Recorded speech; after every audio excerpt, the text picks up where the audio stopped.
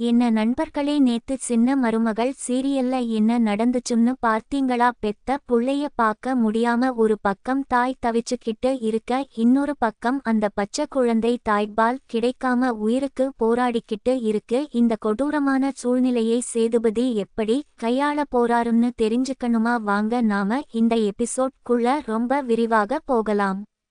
Episode ஆரம்பத்திலேயே நம்ம Tamil medical காலேஜ்ல பிராக்டிக்கல் கிளாஸ்ல உட்கார்ந்து இருக்காங்க. முன்னாடி ஒரு நோயாளியை படுக்க வச்சு அந்த காலேஜ் புரொஃபசர் நரம்புகளை பத்தி பாடம் எடுத்துக்கிட்டு இருக்காரு. சுத்தி நிறைய ஸ்டூடெண்ட்ஸ் உட்கார்ந்து கவனிச்சுக்கிட்டு இருக்காங்க.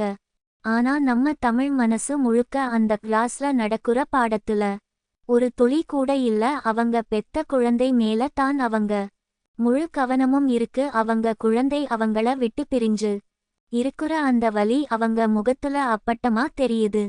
தமிழ் எப்படியாவது ஒரு பெரிய டாக்டர் ஆகணும்னு தான் ரொம்ப ஆசைப்பட்டாங்க. அதுக்காக தான் இந்த காலேஜ்ல வந்து இவ்வளவு கஷ்டப்பட்டு படிச்சுட்டு இருக்காங்க. ஆனா இந்த குடும்ப சூழ்நிலை அவங்கள எவ்வளோ தூரம் வாட்டி வதைக்குதுன்னு பாருங்க. அப்போ கரெக்டா ஒரு நடுத்தர வயசு அம்மா அவங்க குழந்தையை தூக்கிக்கிட்டு கிளாஸ் ரூம் வாசல்ல வராங்க. குழந்தை கதறி அழுதுகிட்டு இருக்குற சத்தம் தமிழுக்கு கேக்குது. அவங்களால எப்படி சும்மா உட்கார்ந்துட்டு இருக்க முடியும் சொல்லுங்க? பெத்த வயிறு துடிக்குது. உடனே கிளாஸ்ல இருந்து எந்திரிச்சு ஓடி போய் அந்த குழந்தையை வாங்கி மார்போட அணைச்சுக்குறாங்க. அந்த குழந்தை அழுகுறத பார்த்து தமிழ் கண்ணுல இருந்து கண்ணீர் அருவியா கொட்டுது. அவங்க கிளாஸ்ல இருக்குற புரொஃபசர் மத்த ஸ்டூடெண்ட்ஸ் எல்லாரும் இத ரொம்ப ஆச்சரியமாவும் பரிதாபமாவும் பாக்குறாங்க. தமிழ் அந்த குழந்தையை சமாதானப்படுத்த எவ்வளவோ ட்ரை பண்றாங்க. கொஞ்ச நேரம் கிளாஸ் ரூம் விட்டு வெளிய வந்து குழந்தையை வச்சு பாக்குறாங்க. ஆனா அந்த குழந்தை அழுகைய நிறுத்துற மாதிரி தெரியல. அந்த சீன் பாக்குற நமக்கே மனசு ரொம்ப கஷ்டமா ஆயிடுச்சு. அப்போ அங்க வந்த ஒருத்தங்க குழந்தை அம்மா முகத்தை தேடி அழுவுது போல அப்படின்னு சொல்றாங்க. அதை கேட்டதும் தமிழுக்கு இதயம் சுக்குநூறா உடைஞ்சு போகுது. அடுத்த சீன்ல பாத்தீங்கன்னா ராஜாங்கம் வீட்ல ஒரு பெரிய பஞ்சாயத்தே போய்கிட்டு இருக்கு. நம்ம சேதுபதி ரொம்ப உடைந்த போய் சோகமா வாசல்ல உட்கார்ந்து இருக்காரு. ராஜாங்கம் வழக்கம் போல தன்னோட நாற்காலியில ஒரு பெரிய அரசன் மாதிரி உட்கார்ந்து இருக்காரு. சுத்தி குடும்பத்து ஆளுங்க எல்லாரும் நிக்கிறாங்க. ஏன்னா சேதுபதியோட உசுரான அந்த குழந்தை அவங்க அம்மாவை விட்டு பிரிஞ்சு இருக்கு. அந்த வீட்ல இருக்குற யாருக்கும் அந்த குழந்தையை எப்படி பார்த்துக்கிறதுன்னு தெரியல. அதை விட கொடுமை என்னன்னா மோகனா ஈஸ்வரி இவங்க ரெண்டு பேரும் சேர்ந்து சேதுபதி மனச மாத்துறதுக்காக எப்பவும் போல விஷத்த கக்கிக்கிட்டு இருக்காங்க. மோகனா என்ன சொல்றாங்கன்னா, தமிழ் இனிமே இந்த வீட்டுக்கு வரமாட்டா. அவ உன்னை விட்டு எப்பவோ போயிட்டா. அவளுக்கு படிப்பு தான் முக்கியம்னு போயிட்டா. அதனால நீ அவள பத்தி நினைக்கிறத விட்டுட்டு வேற ஒரு கல்யாணம் பண்ணிக்கிட்டு இன்னொரு குழந்தையை பெத்துக்கலாம்னு ரொம்ப ஈஸியா சொல்றாங்க. இன்னும் ஒரு வருஷத்துல இன்னொரு குழந்தை பிறந்துரும். இந்த குழந்தையை நீயே வச்சுக்கலாம்னு சொல்றாங்க. இதை கேக்குற ஈஸ்வரியும் ஆமாம் ஆமாம்னு தாளம் போடுறாங்க. இத கேட்ட உடனே சேதுபதிக்கு கோபம் பொத்துக்கிட்டு வருது.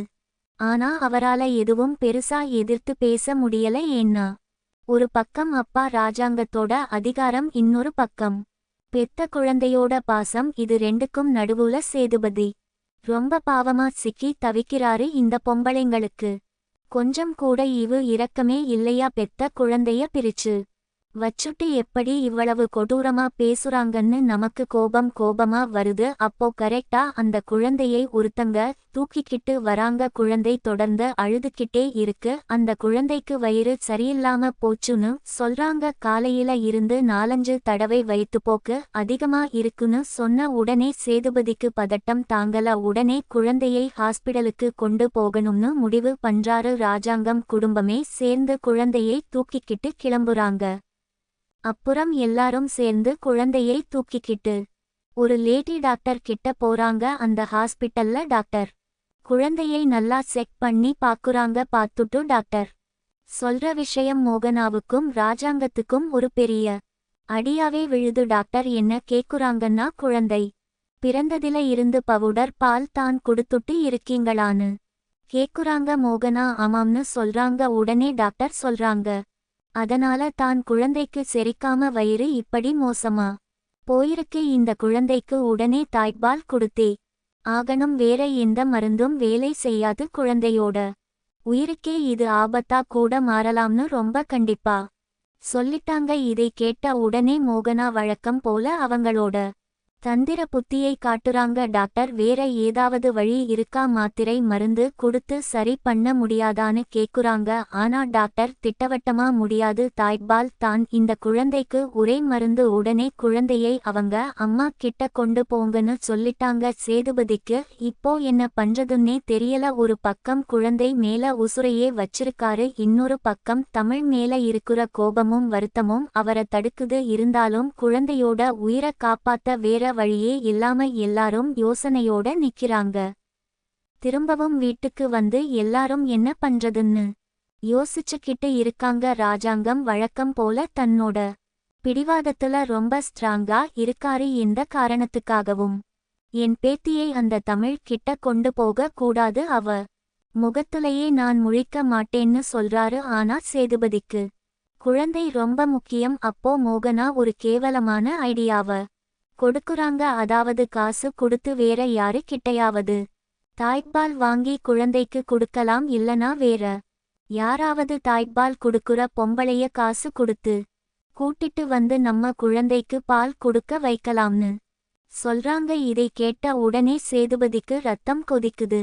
பெத்த தாய் உயிரோட இருக்கும்போது வேற ஒருத்தவங்க கிட்ட போய் பால் வாங்குறதான்னு கோபப்படுறாரு. குழந்தையோட ஆரோக்கியம் தான் எனக்கு இப்போதைக்கு ரொம்ப முக்கியம், என்ன நடந்தாலும் பரவாயில்ல, நான் குழந்தையை தமிழ் கிட்டையே கொண்டு போறேன்னு சொல்லி சேதுபதி ஒரு உறுதியான முடிவை எடுக்கிறாரு. ராஜாங்கம் எவ்வளவோ தடுத்தும் சேதுபதி கேட்கல. குழந்தையை தூக்கிக்கிட்டு தமிழ் படிக்கிற காலேஜ்க்கு கிளம்புறாரு. மோகனாவும் ஈஸ்வரியும் இப்போ என்ன நடக்குமோன்னு பயந்துகிட்டே காரில் ஏறி பின்னாடியே போறாங்க.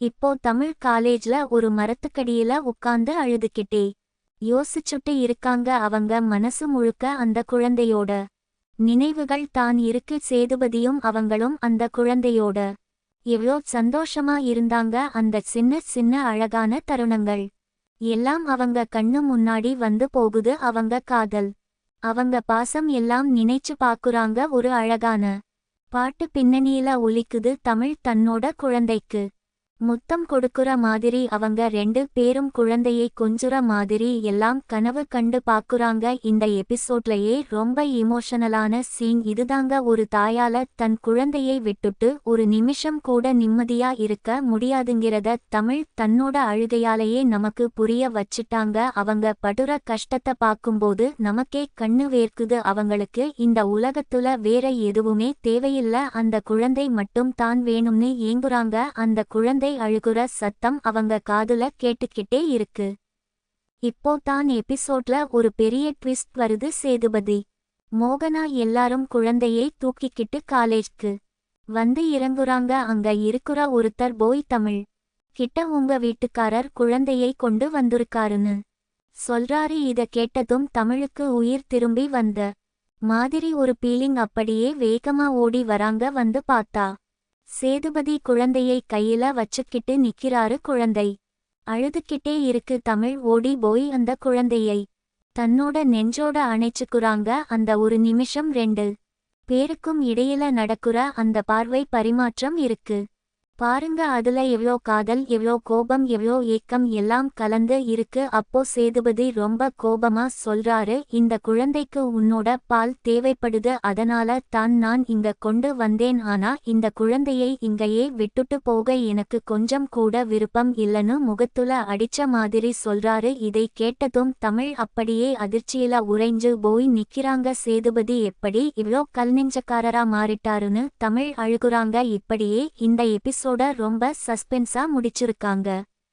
நாளைக்கு எபிசோட்ல என்ன நடக்க போகுதுன்னு நினைக்கும்போதே ரொம்ப ஆர்வமா இருக்கு. ஒன்னு தமிழ் அந்த குழந்தையை தன்னோடவே வச்சுக்க போராடலாம், நான் என் குழந்தையை தரமாட்டேன்னு சேதுபதி கிட்ட ஒரு பெரிய சண்டை போடலாம், அதுக்காக சேதுபதி கிட்ட ஒரு பெரிய வாக்குவாதம் நடக்கலாம். ரெண்டாவது ராஜாங்கம் நேரா காலேஜ்க்கு வந்து ஒரு பெரிய பிரச்சனையை பண்ணி தமிழுக்கு காலேஜ்ல பெரிய அவமானத்தை ஏற்படுத்தலாம். மூணாவது சேதுபதி மனசு மாறி தமிழ் படுற கஷ்டத்தை பார்த்து அவங்களையும் தன்னோட வீட்டுக்கு திரும்ப கூப்பிடுறதுக்கு ஒரு சின்ன வாய்ப்பு இருக்கு. ஆனா மோகனா சும்மா இருக்க மாட்டாங்களே, கண்டிப்பா ஏதாவது புதுசா ஒரு சூழ்ச்சி பண்ணுவாங்க. சேதுபதிக்கும் தமிழுக்கும் இடையில நடக்குற இந்த பாச போராட்டத்துல ஜெயிக்க போறது யாருன்னு நாளைக்கு எபிசோட்ல தான் தெரியும். அதுவரைக்கும் எல்லாரும் வெயிட் பண்ணுவோம். இந்த சின்ன மருமகள் சீரியல் நாளுக்கு நாள் ரொம்ப சுவாரஸ்யமா போயிட்டு இருக்கு. இதே மாதிரி சூப்பரான அப்டேட்ஸ் வேணும்னா தொடர்ந்து